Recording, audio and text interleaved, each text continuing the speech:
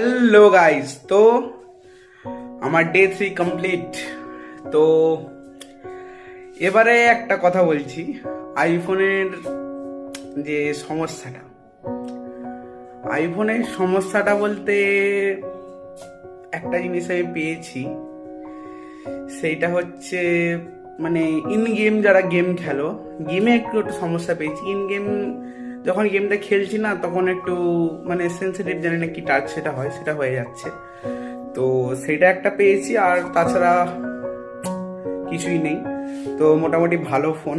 আর আমার অ্যাকচুয়ালি আমি Android use করতাম, তো আমার আইফোন ছিল প্রায় 2 বছর হয়ে গেছে। আমি আইফোনে বেশি হাত দিন, আমার পার্সোনাল কাজে আমি ইউজ করি, এটা মাঝে মাঝে আমার অফিসের কিছু অফিসিয়াল কাজে আমি ইউজ করি।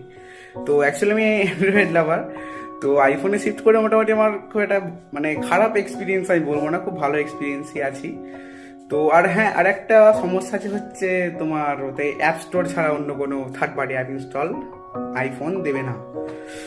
তো আমি একটু মড এপিকেস ইউজ করতে ভালোবাসি। আমরা না, আমার মতো মানে অনেকেই আছে যারা মড এপিকে ইউজ করতে ভালোবাসে, মানে অ্যাপের মানে প্রিমিয়াম ভার্সন যেটা বলে সেটা।